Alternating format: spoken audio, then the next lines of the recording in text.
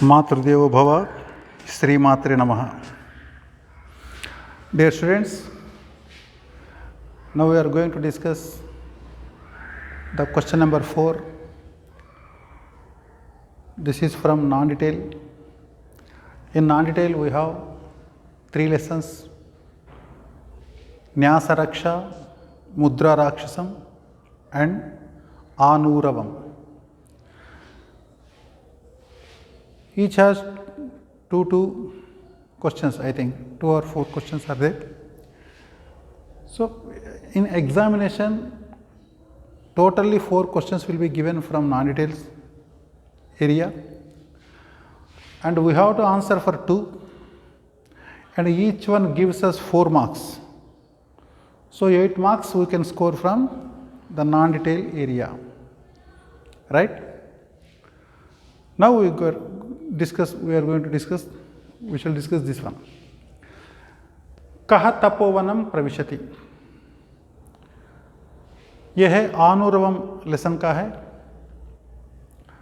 उसमें सिर्फ आप क्या है, ये नॉन डिटेल के जो 3 लेसन्स है हम लेटर उसको विस्तार से पढ़ेंगे, समझेंगे, लेकिन फिलहाल क्या है, ये जो क्वेश्चन का जो आंसर को सिर्फ इतना ही हम सीखेंगे। इससे क्या हुआ, इससे पहले क्या है, इससे बाद में क्या है, इसके साथ क्या है, ये चक्कर छोड़ना, इसके पीछे मत पड़ना।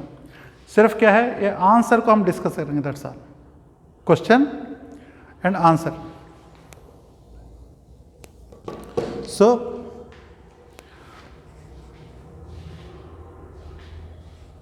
तपोवनम, कहा तपोवनम प्रविशति, कौन वो तपोवनम मीन्स जहाँ जो ऋषि लोग जो होता है वो जो तपस्या करते रहता है उसको, जो फॉरेस्ट है, जो गार्डन है, जो भी बगीचा है उसको तपोवनम, जैसे हेर्मिटेज होता है आश्रम, उनको तपोवनम कहा जाता है।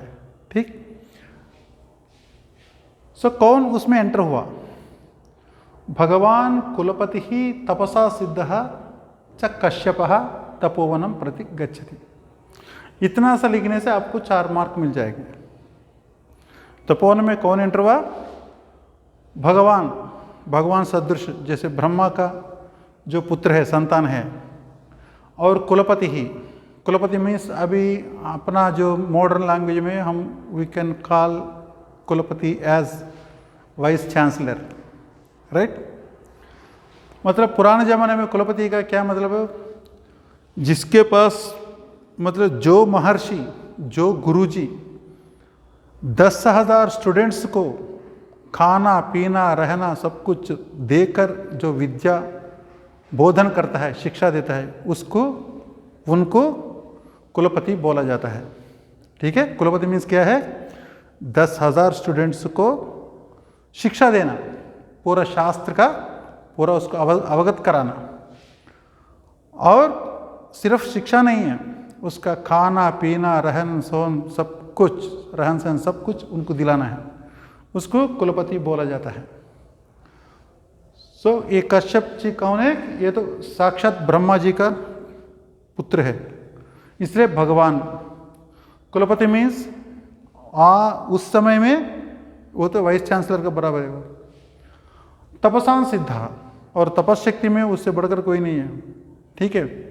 और बड़ा सिद्ध है वो जो कश्यप था, एक बार तपोवनम में गया, बस ये चीज़ लिखना है।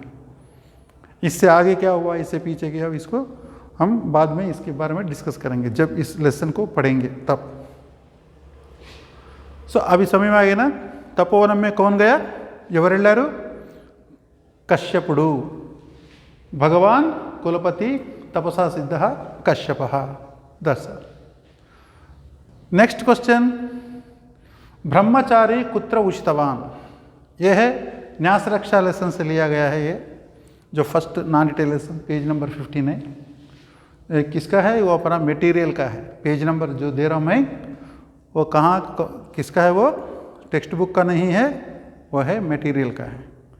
और मटेरियल बार बार मैं बता रहा हूँ, आप कलेक्ट कीजिए, इधर है बहुत पड़े हैं, आप लोग अपने मैनेजमेंट से रिक्वेस्ट कीजिए। और जब मेरा क्लास होता है तब पक्का अपना हाथों में ये जो मटेरियल को रखना ज़रूरी है, तब भी आप कुछ समझ पाओगे। ब्रह्मचारी कुत्र उषितवान, मतलब कहाँ रहता था वो और किस लिए रहता था, यह है इसका क्वेश्चन। ब्रह्मचारी कौन था? वो राजगृहवासी, वो एक राजमहल में जो रॉयल फैमिली का है वो।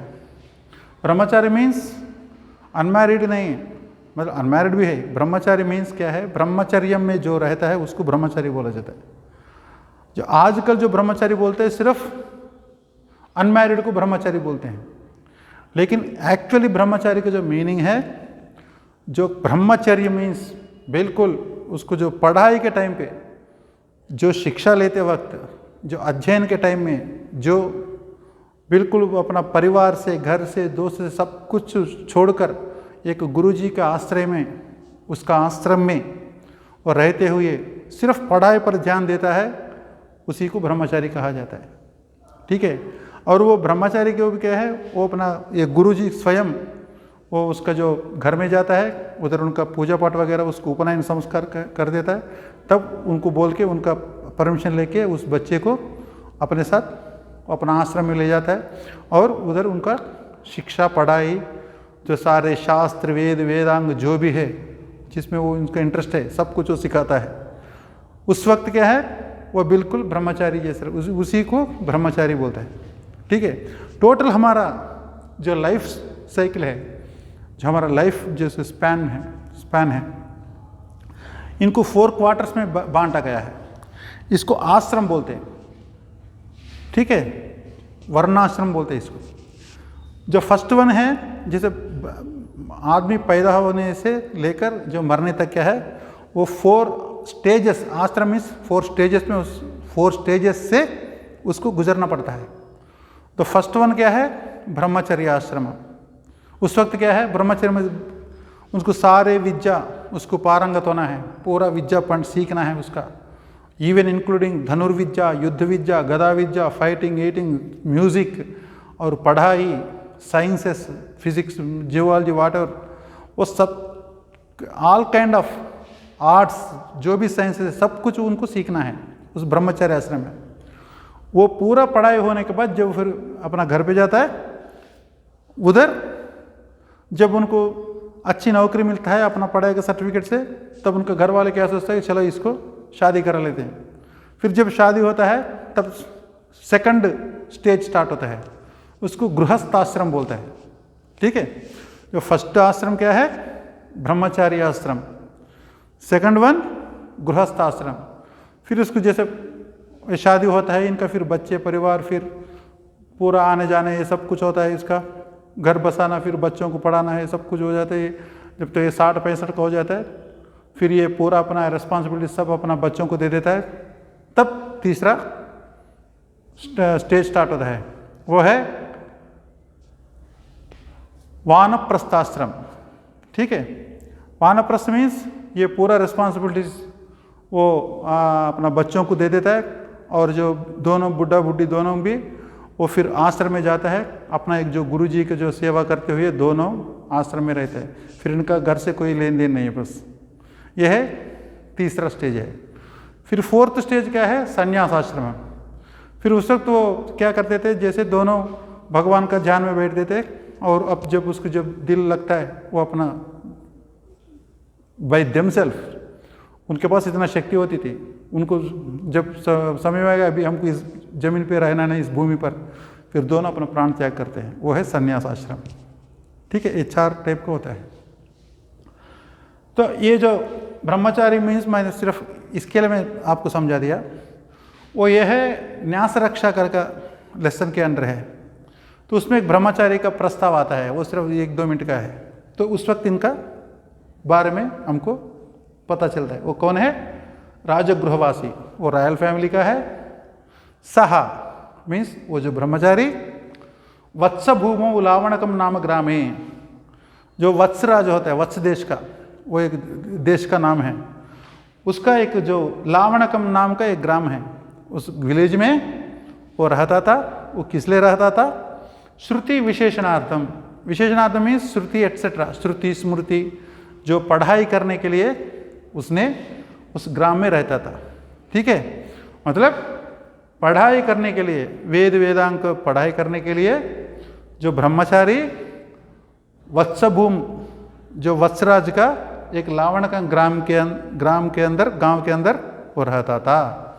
ये है इसका। आप सिर्फ आंसर ही आंसर आप माइंड में बिठाना, फिर जब लेसन शुरू होता है तब हम विस्तार से इनके बारे में हम पढ़ लेंगे। फिलहाल सिर्फ आंसर पर ही हम ध्यान देना है। नेक्स्ट, चाणक्येन किमर्थम यथाशक्ति प्रयत्न क्रियते। ये जो क्वेश्चन है इट इज टेकन फ्रॉम मुद्रा राक्षसम। ठीक है, यह है चाणक्य चंद्रगुप्त का जो कहानी है, हम तो बहुत सुनते हैं, जैसे चंद्रनंदिनी करके टीवी में भी सीरियल आई थी, वो उसी का है, जिसमें चाणक्य जो होते जो मिनिस्टर, वो है चंद्रगुप्त का मिनिस्टर है, बड़ा बुद्धिमान। उसने पूरा ताकत लगा के किसके लिए वो प्रयत्न किया था कि इसका आंसर यह है, वो किस चीज़ के लिए वो ज़्यादा जोर लगाया, क्या करने के लिए, वो एक्चुअली वो क्या चाहता है। तो इसका आंसर यह है, चाणक्य राजनीति अर्थशास्त्रो महान पंडितः।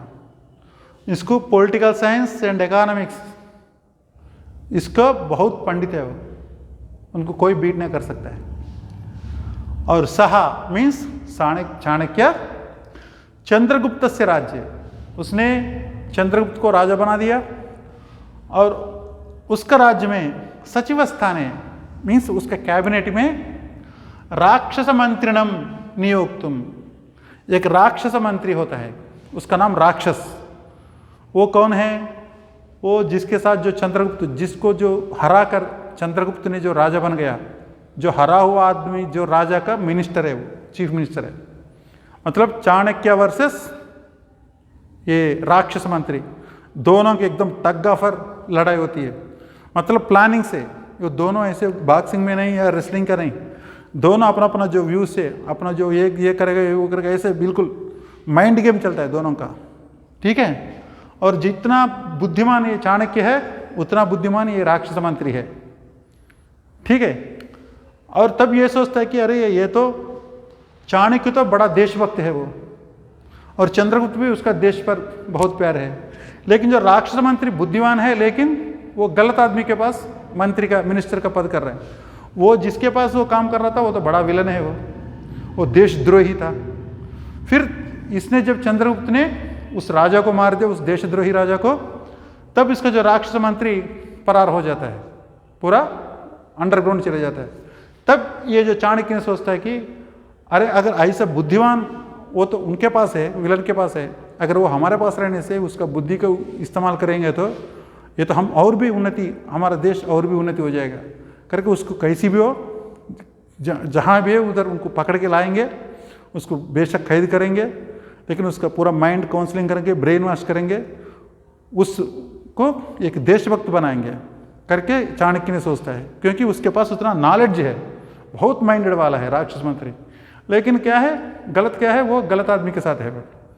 फिर इसलिए जितना हो सकता है उतना मैं कोशिश करूंगा उस राक्षस को कैसी भी हो, कहीं भी वो, उसको खींच के लाके जो चंद्रगुप्त का जो राज्य में सचिव स्थान है, उसके कैबिनेट में एक अच्छा मिनिस्ट्री दूंगा, अच्छा पोर्टफोलियो दूंगा, दिलाऊंगा करके चाणक्य ने डिसाइड किया है।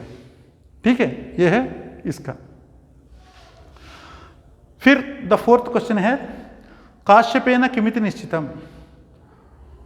क्या डिसाइड किया काश्यप ने, उसने क्या डिसाइड किया मीन्स ये भी हमारा स्टोरी में आता है। इसका जो दो बच्चे होते हैं, एक है गरुत्मंत, जो विष्णुमूर्ति का जो वाहन है, ये गरुत्मंतुడు अंत गरुड़ा, द लॉर्ड गरुड़ा, और दूसरा अनूर है। दोनों हैं, उनका बच्चे हैं। वो गरुत्मान तब पैदा नहीं होता है, फर्स्ट अनूर जो पैदा होता है काश्यप का, तब उसको बोलता है तो उनको यहाँ तक बना रहता है, वो पक्षी जाति है।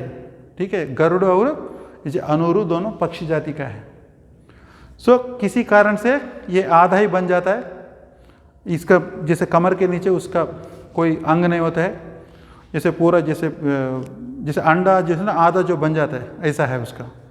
सो उनको क्या बोलता है, उसको अपना कश्यप ने बोलता है ठीक है तू इधर मत रहना, तो सीधा सूरज जो सूर्य भगवान है उसका एक रथ चल रहा है विदाउट ड्राइवर, वो चला रहा है, ठीक है, उसको थोड़ा दिक्कत पड़ रहा है, तो जाओ उसका ड्राइवर बनो, ठीक है, उसने डिसाइड किया है, ठीक है।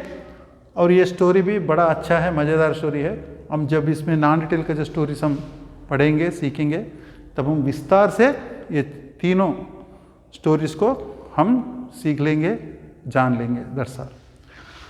फिर एक बार बता रहा हूँ, काश्यपेन किमिति निश्चितम, काश्यप से क्या डिसाइड हुआ है कि वत्सा अनुरा, ओ माय डियर सन अनुर, चिरंजीवा, वो चिरंजीवा, तम अलमलमा वेगेन भगवतः सूर्यस्य रथसारथी भविष्यति, तो जल्दी से जल्दी तो सूर्य का रथसारथी बन जाओगे, लेकिन इसके लिए तेरे को कुछ तपस्या करना पड़ता है, ठीक है, तो अपना तपस्या करो, मैं अपना तपस्या से तेरे को सूर्य के पास भेजता हूँ करके बोलता है। ये है इनका आंसर है।